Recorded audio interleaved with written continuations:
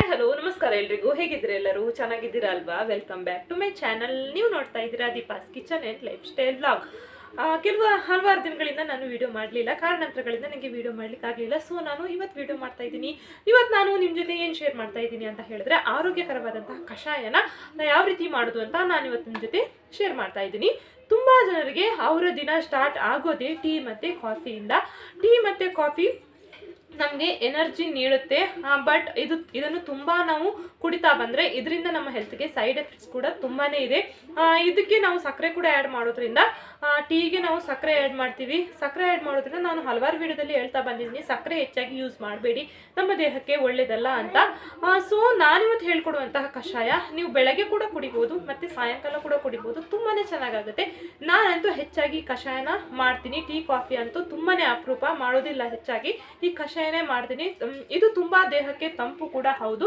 ಮತ್ತು ಇನ್ಯಾಕೆ ತಡ ಮಾಡೋದು ಅದಕ್ಕೆ ಏನೇನು ಸಾಮಗ್ರಿಗಳು ಬೇಕು ಅದನ್ನು ಯಾವ ರೀತಿ ಮಾಡಿದ್ವು ಅಂತ ನಾನು ಇವತ್ತಿನ ತಿಳಿಸ್ಕೊಡ್ತಾ ಇದ್ದೀನಿ ನೋಡ್ಕೊಂಡು ಬರೋಣ ಬನ್ನಿ ಫ್ರೆಂಡ್ಸ್ ಇಲ್ಲಿ ನಾನು ಈ ಕಷಾಯ ಮಾಡ್ಕೊಳ್ಳೋದಕ್ಕೆ 1 ಕಪ್ ಆಗೋಷ್ಟು ಇದು ಕೊತ್ತಂಬರಿ ಬೀಜನ ತೊಗೊಂಡಿದ್ದೀನಿ ನಾನಿಲ್ಲಿ ಜಾಸ್ತಿ ಮಾಡ್ತಾ ಇದ್ದೀನಿ ಅದಕ್ಕೆ ದೊಡ್ಡ ಕಪ್ ಮೆಜರ್ಮೆಂಟಲ್ಲಿ ತೊಗೊಂಡಿದ್ದೀನಿ ನೀವು ಕಡಿಮೆ ಮಾಡ್ಕೊಳ್ಳೋದಾದರೆ ಸಣ್ಣ ಕಪ್ಪಲ್ಲಿ ತೊಗೊಳ್ಬೋದು 1 ಕಪ್ಪು ಕೊತ್ತಂಬರಿಗೆ 1/4 ಭಾಗದಷ್ಟು ಜೀರಿಗೆ ಹಾಕ್ಕೊಳ್ಬೇಕು ಆನಂತರ ಅರ್ಧ ಟೇಬಲ್ ಸ್ಪೂನ್ ಆಗುವಷ್ಟು ಮೆಂತೆ 1 ಟೇಬಲ್ ಸ್ಪೂನ್ ಆಗುವಷ್ಟು ಕರಿಮೆಣಸು ಇದು ನೆಲನೆಲ್ಲಿದ್ದು ಪೌಡರ್ ನಮಗೆ ಊರಲ್ಲಾದರೆ ಗದ್ದೆಗಳಲ್ಲೇ ಸಿಗುತ್ತೆ ನೆಲನೆಲ್ಲಿದ್ದು ಗಿಡ ಅದನ್ನೇ ಡೈರೆಕ್ಟಾಗಿ ವಾಶ್ ಮಾಡಿ ಈ ಕಷಾಯಕ್ಕೆ ಬೇಯುವಾಗ ಹಾಕ್ಬೋದು ನಾನಿಲ್ಲಿ ನಮಗಿಲ್ಲಿ ಸಿಗಲ್ಲ ಅದಕ್ಕೋಸ್ಕರ ನಾನು ಆನ್ಲೈನಲ್ಲಿ ಪರ್ಚೇಸ್ ಮಾಡಿದ್ದೀನಿ ಇದಕ್ಕೆ ಕಿಲನೆಲ್ಲಿ ಅಂತ ಕೂಡ ಕರೀತಾರೆ ತಮಿಳಲ್ಲಿ ಇದಕ್ಕೆ ಕಿಲನೆಲ್ಲಿ ಅಂತಾರೆ ನೀವು ಆನ್ಲೈನಲ್ಲಿ ಕಿಲನೆಲ್ಲಿ ಅಂತ ಸರ್ಚ್ ಮಾಡಿ ನಿಮಗೆ ಈಸಿಯಾಗಿ ಸಿಕ್ಬಿಡುತ್ತೆ ಇವಾಗ ಇದನ್ನು ಹುರ್ಕೊಳ್ಬೇಕು ಮೊದಲನೇದಾಗಿ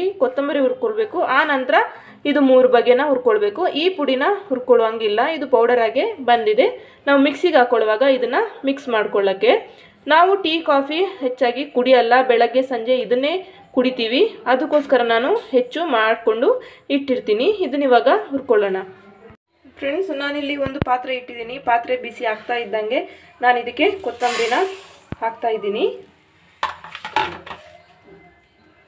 ಇದನ್ನು ಚೆನ್ನಾಗಿ ಹುರ್ಕೊಳ್ಬೇಕು ಕೊತ್ತಂಬರಿ ಗಮ್ ಅಂತ ಪರಿಮಳ ಬರುತ್ತೆ ಅಲ್ಲಿ ತನಕ ಸ್ವಲ್ಪ ಇದನ್ನು ಹುರ್ಕೊಳ್ಬೇಕು ನೀವು ಈ ಪೌಡರ್ನ ಜಾಸ್ತಿ ಮಾಡಿಟ್ಕೊಂಡು ಒಂದು ಟೈಟ್ ಬಾಯಿ ಮುಚ್ಚಳ ಇರುವಂತಹ ಒಂದು ಡಬ್ಬಿಗೆ ಹಾಕಿ ಇಡ್ಬೋದು ಏನು ಹಾಳಾಗೋದಿಲ್ಲ ಮಿಕ್ಸಿ ಜಾರ್ಗೆ ಹಾಕೊಳ್ಳುವಾಗ ಸ್ವಲ್ಪ ಮಿಕ್ಸಿ ಜಾರ್ ಚೂರು ಒದ್ದೆ ಇರ್ದ ಹಾಗೆ ನೋಡ್ಕೊಳ್ಬೇಕು ಯಾಕಂತ ಹೇಳಿದ್ರೆ ಮಿಕ್ಸಿ ಜಾರ್ ಒದ್ದೆ ಇದ್ದರೆ ಇದು ಪೌಡರ್ ಕೆಟ್ಟೋಗುತ್ತೆ ಅದಕ್ಕೋಸ್ಕರ ಹೇಳ್ತಾ ಇದ್ದೀನಿ ಫ್ರೆಂಡ್ಸ್ ಇದು ಇಷ್ಟಾದರೆ ಸಾಕು ಇದು ಇವಾಗ ಆಗಿದೆ ತೆಗಿತೀನಿ ನಾನು ಇವಾಗ ನಾನು ಇದಕ್ಕೆ ಜೀರಿಗೆ ಹಾಕ್ಕೊಳ್ತಾ ಇದ್ದೀನಿ ಜೀರಿಗೆ ಮೆಂತೆ ಮೆಣಸು ಎಲ್ಲ ಒಟ್ಟಿಗೆ ಹಾಕೋತಾ ಇದ್ದೀನಿ ಇದು ಒಂದು 5 ನಿಮಿಷದೊಳಗೆ ಆಗೋಗುತ್ತೆ ಸೀದೋಗೋ ಥರ ಇದನ್ನು ಹುರ್ಕೊಳ್ಬೇಡಿ ಸ್ವಲ್ಪ ಇದು ಬಾಡಿದ್ರೆ ಸಾಕಾಗುತ್ತೆ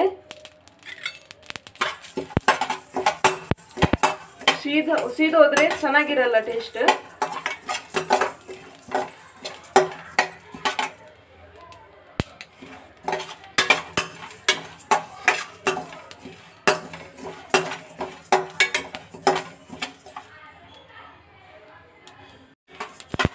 ಇದು ಇವಾಗ ಚೆನ್ನಾಗಿ ಫ್ರೈ ಆಗಿದೆ ಇದು ಇಷ್ಟ ಆದರೆ ಸಾಕು ತೆಗಿತೀನಿ ನಾನು ಇವಾಗ ಗ್ಯಾಸ್ನ ಆಫ್ ಮಾಡ್ಕೊತೀನಿ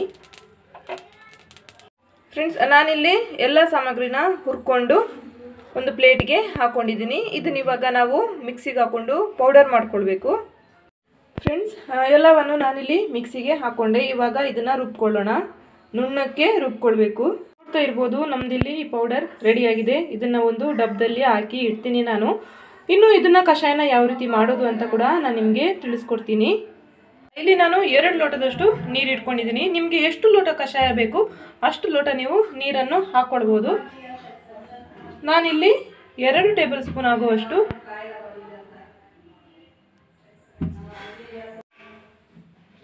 ನಾನಿಲ್ಲಿ 2 ಟೇಬಲ್ ಸ್ಪೂನ್ ಆಗುವಷ್ಟು ಪುಡಿನ ಹಾಕ್ಕೊಂಡಿದ್ದೀನಿ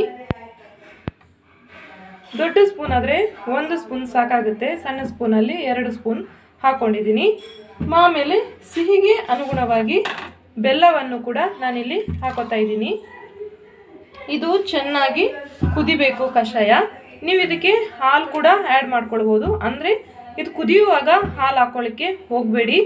ಇದು ತಣ್ಣಗಾದ್ಮೇಲೆ ಅಂದರೆ ನೀವು ಒಂದು ಪಾತ್ರೆಗೆ ಸೋಸಿದ ಮೇಲೆ ಬಿಸಿ ಮಾಡಿದ ಹಾಲನ್ನು ಹಾಕೊಳ್ಳಿ. ಯಾಕಂತ ಹೇಳಿದ್ರೆ ಇದಕ್ಕೆ ನಾವು ಬೆಲ್ಲ ಹಾಕಿರೋದ್ರಿಂದ ನೀವು ಡೈರೆಕ್ಟಾಗಿ ಹಾಲು ಹಾಕಿದ್ರೆ ಇದಕ್ಕೆ ಹಾಲು ಒಡೆದೋಗುತ್ತೆ. ಅದಕ್ಕೋಸ್ಕರ ಹೇಳ್ತಾ ಇದ್ದೀನಿ. ನೀವು ಕಷಾಯನ ಸೋಸ್ಕೊಂಡಾದ ನಂತರ ಅದಕ್ಕೆ ನೀವು ಬಿಸಿ ಮಾಡಿದಂತಹ ಹಾಲನ್ನು ಡೈರೆಕ್ಟಾಗಿ ಹಾಕ್ಕೊಳ್ಬೋದು. ಇದು ಇವಾಗ ಚೆನ್ನಾಗಿ ಕುದೀಲಿ. ನಾನು ಇದಕ್ಕೆ ಹಾಲು ಆ್ಯಡ್ ಮಾಡಲ್ಲ, ನಾವು ಹಾಗೇನೆ ಕುಡಿತೀವಿ. ಹಾಲು ಆಪ್ಷನಲ್, ನೀವು ಬೇಕಿದ್ರೆ ಆ್ಯಡ್ ಮಾಡ್ಕೊಳ್ಬೋದು. ಇನ್ನು ಕಷಾಯಕ್ಕೆ ಬೆಲ್ಲನೇ ಹಾಕ್ಕೊಳ್ಬೇಕು, ಸಕ್ಕರೆ ಹಾಕ್ಕೊಳ್ಬೇಡಿ. ಬೆಲ್ಲ ಹಾಕಿದ್ರೆ ಟೇಸ್ಟ್ ಇನ್ನೂ ಚೆನ್ನಾಗಿ ಬರುತ್ತೆ. ಆನಂತರ ಸಕ್ಕರೆಗಿಂತ ಬೆಲ್ಲ ಉತ್ತಮ. ನಾನು ಹಲವಾರು ವಿಡಿಯೋಗಳಲ್ಲಿ ಹೇಳಿದ್ದೀನಿ ಸಕ್ಕರೆ ಆದಷ್ಟು ಕಡಿಮೆ ಉಪಯೋಗ ಮಾಡಿ ಅಂತ. ನಾನು ಇಲ್ಲಿ ಬೆಲ್ಲನೇ ಬಳಸಿದ್ದೀನಿ, ಬೆಲ್ಲನೇ ಉತ್ತಮ ಅಂತ ಹೇಳ್ತೀನಿ ನಾನು. ಇದಿವಾಗ ಚೆನ್ನಾಗಿ ಕುದಿ ಬಂದಿದೆ ಈ ಕಷಾಯ. ಇದು ಇಷ್ಟ ಆದರೆ ಸಾಕು, ಒಂದು ಗ್ಲಾಸ್ಗೆ ಸೋಸ್ಕೋತೀನಿ ನಾನು. ಇಲ್ಲಿ ಕಷಾಯ ರೆಡಿ ಆಯಿತು. ನೋಡಿದ್ರಲ್ವ ಫ್ರೆಂಡ್ಸ್, ನಾವು ಸಿಂಪಲ್ ಆಗಿ ಕಷಾಯನ ಯಾವ ರೀತಿ ಮಾಡ್ಕೊಂಡ್ವಿ ಅಂತ. ತುಂಬಾ ಚೆನ್ನಾಗಾಗುತ್ತೆ, ತುಂಬಾ ಟೇಸ್ಟಿಯಾಗಿ ಆಗುತ್ತೆ. ಖಂಡಿತವಾಗ್ಲೂ ನೀವು ಕೂಡ ಟ್ರೈ ಮಾಡಿ. ಯಾರಿಗೆಲ್ಲ ಟೀ ಕಾಫಿಯಿಂದ ನಿಮಗೆ ಕರೆಕ್ಟಾಗಿ ನಿದ್ರೆ ಬೀಳ್ತಾ ಇಲ್ಲ, ಕೆಲವರಿಗೆ ಚಹಾ ಜಾಸ್ತಿ ಕುಡಿದ್ರೆ ಪಿತ್ತ ಜಾಸ್ತಿ ಆಗುತ್ತೆ, ಅಂಥವ್ರಿಗೆ ಈ ಥರ ಎಲ್ಲ ಪ್ರಾಬ್ಲಮ್ ಇದ್ದರೆ ನೀವು ಖಂಡಿತವಾಗ್ಲೂ ಟೀ ಕಾಫಿಯನ್ನು ಸ್ಟಾಪ್ ಮಾಡಿಬಿಟ್ಟು ಈ ಕಷಾಯವನ್ನು ಕಂಟಿನ್ಯೂ ಮಾಡಿ. ತುಂಬಾ ಚೆನ್ನಾಗಾಗುತ್ತೆ ಅಂತ ಹೇಳಕ್ಕೆ ಇಷ್ಟಪಡ್ತೀನಿ. ಇವತ್ತಿನ ನನ್ನ ವಿಡಿಯೋ ನಿಮ್ಮೆಲ್ಲರಿಗೂ ಇಷ್ಟ ಆಯಿತು ಅಂತ ಅನ್ಕೋತೀನಿ. ಇಷ್ಟ ಆಗಿದ್ರೆ ಪ್ಲೀಸ್ ನನ್ನ ಚಾನಲ್ಗೆ ಲೈಕ್ ಮಾಡಿ, ಶೇರ್ ಮಾಡಿ ವಿಡಿಯೋನ ನಿಮ್ಮ ಫ್ರೆಂಡ್ಸ್ ಆ್ಯಂಡ್ ಫ್ಯಾಮಿಲಿಗೆ. ಸಬ್ಸ್ಕ್ರೈಬ್ ಮಾಡೋದನ್ನು ಮರಿಬೇಡಿ ಫ್ರೆಂಡ್ಸ್. ಯಾರೆಲ್ಲ ಸಬ್ಸ್ಕ್ರೈಬ್ ಮಾಡಿದ್ರೆ ನನ್ನ ವಿಡಿಯೋ ನೋಡ್ತಾ ಇದ್ರೆ ದಯವಿಟ್ಟು ಸಬ್ಸ್ಕ್ರೈಬ್ ಮಾಡಿ. ನಾಳೆ ಇನ್ನೊಂದು ಹೊಸ ರೀತಿಯ ವಿಡಿಯೋಂದಿಗೆ ನಾನು ನಿಮ್ಮನ್ನು ಭೇಟಿ ಮಾಡ್ತೀನಿ. ಅಲ್ಲಿವರೆಗೂ ನಮಸ್ಕಾರ.